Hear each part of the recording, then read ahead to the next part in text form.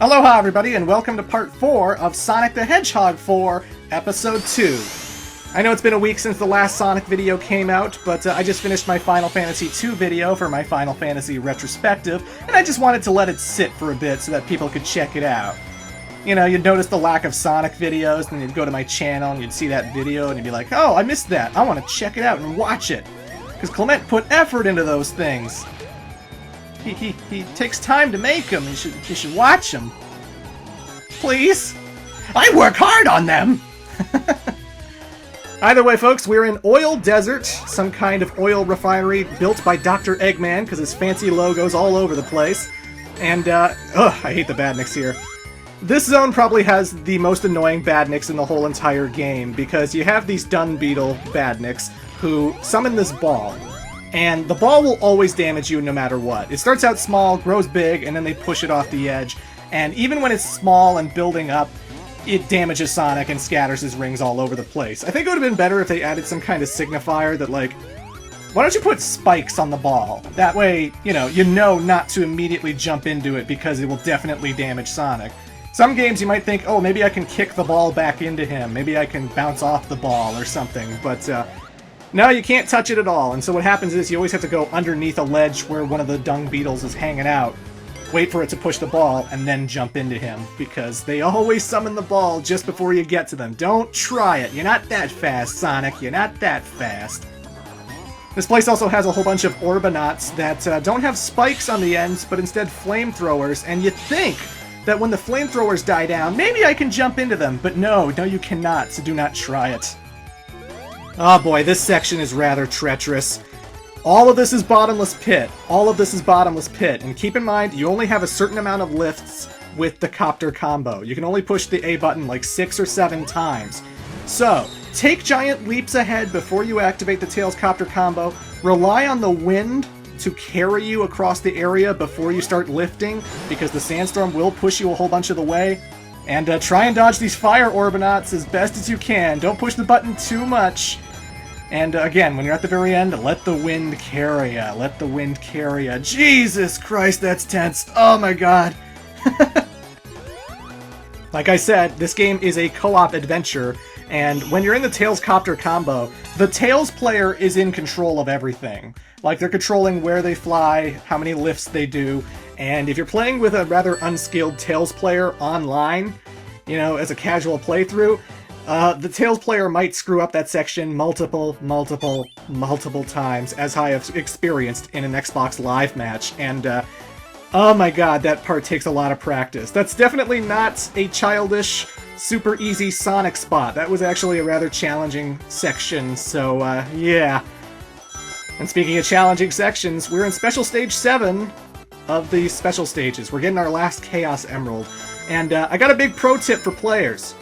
If it says you need 150 rings to pass a gate, but you don't have 150 rings by the time you reach that gate, before you enter the gate, push the pause button and you'll have the option to retry the special stage right away. Like, you don't have to go through a level again, you don't have to get 50 rings and reach the goal ring. No, you can just push retry at the pause menu and immediately start up the special stage that you currently are on. And that will help so much with Special Stage 7, because this has a lot of memorization to it, it has a lot of trial and error, it is very, very, very challenging and requires pretty much expert precision with the tether and stuff. I actually intentionally let those bombs hurt me so I could get all of those 10-ring icons. And here's where the boost comes in handy! Yay! This is like one of the only times you need the boost, because in order to make that half pipe, in order to go through the pipe and go fast along with the rings, you have to boost in order to get the speed to get through those rings and to get along the pipe. And it's just like, oh my god, if you didn't know the boost existed by the time you reach this point, then that always is like a big dead end, and you can never pass the second checkpoint. But the third section is even worse, because now you have this tether, and you need to get every single ring, because the perfect ring bonuses that you get for collecting all of them help so much and are pretty damn essential to getting up to 500 rings for the final part of this. Oh my god.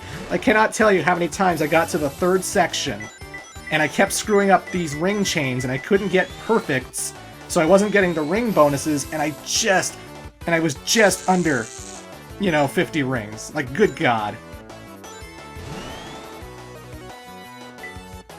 So it takes a lot of practice. It helps to know that you can retry special stages through the pause menu before you pass through the gate.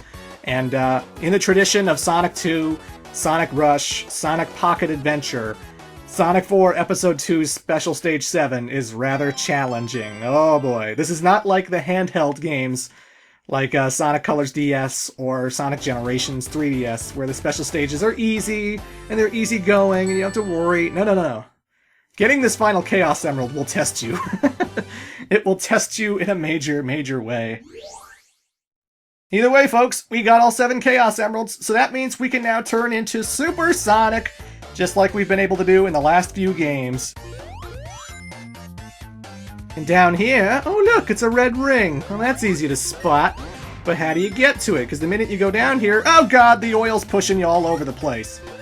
Well, as soon as you get to a platform, aim to the left and then activate your rolling combo, because the rolling combo can get up steep cliffs and oil spill streams rather nicely. So take advantage of it. Take advantage of it. Booyah! The reward for those red rings are going to be so good! Oh god, Sonic, you're so filthy. You've been just sludging around in oil. You're gonna have to hit Casinopolis later and take a shower. You and Tails.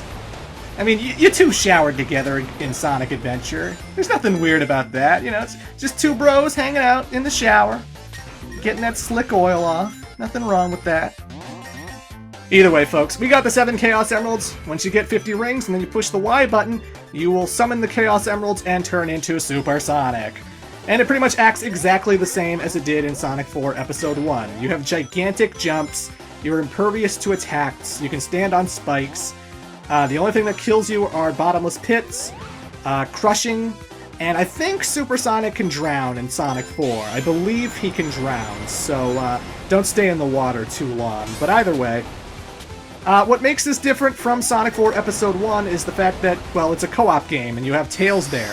Tails does not become Super Tails. He needs the Hyper Emeralds, as has been established in Sonic 3 and Knuckles. When he gets the 7 Chaos Emeralds, nothing happens. But if he gets the 7 Hyper Emeralds, then he becomes Super Tails. I don't know why, it's just something with foxes, I guess. Hedgehogs, cats, echidnas, they're all superior to foxes. That's just the way it works. I'm not a racist, that's just how the Sonic lore works, okay? But, one issue with Sonic 4 Episode 2 and Super Sonic is the fact that when you go into any kind of combo, whether it's the copter combo or the rolling combo, it actually deactivates Super Sonic for some reason. Like, let's say you're Super Sonic and then you need to fly through this one section because it's all bottomless pits. You know, sort of like Oil Desert Act 1. So Super Sonic can't fly through that. He can't fly on his own. He needs Tails to fly in gameplay senses, but then you activate the Tails Copter combo and Sonic turns blue once it activates. And whatever ring count you had when you activate the Copter combo is what it's going to be when you try to turn into Super Sonic again. So if I have 40 rings when I turn on the Copter combo as Super Sonic, when I get out of the Copter combo, I'll still have 40 rings, and then I can't turn right back into Super Sonic like I was just doing. And that's like, why does he turn off? I don't understand why a yellow, super powerful Sonic can't grab Tails' legs and turn into a giant spin ball, or why he can't just hold on to Tails while he carries Super Sonic through the levels. Why does Sonic deactivate his super form when he goes into these modes? I'm not really sure, but that's how it works in co-op, that's how it works in single player, and you can't use Super Sonic all the time. Like, you're going to be turning him off all the time whenever a combination has to be activated, so odd design choice, if I do say so myself.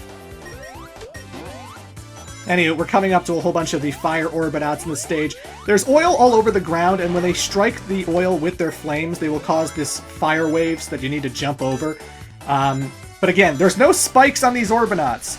And you think when the fire dies down, you can jump into them and it's going to be fine. But no. It doesn't matter. It doesn't matter that they don't have spikes. It doesn't matter if the fire dies down a little bit. Don't bother jumping into these guys. Don't homing attack them. There's no opening. Even when I try to jump into them diagonally, I can never hit this guy unless I'm like Super Sonic or if I have an invincibility bubble on, because those things are impervious. They are dicks. They are absolute dicks, these fire Orbinauts. Good God.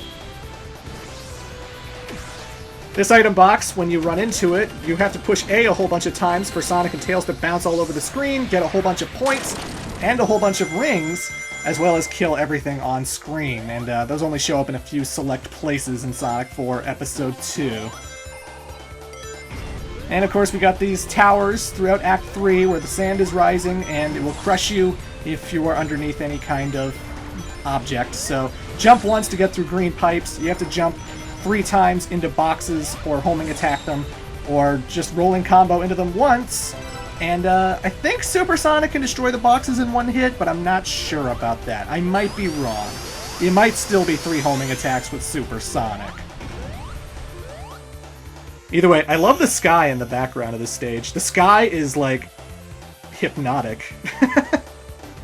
The clouds, and they're just moving so fast, and I just feel like I'm having some weird midlife crisis when I watch it. I don't know. The world's moving on me, man. The world's moving on me. Ah!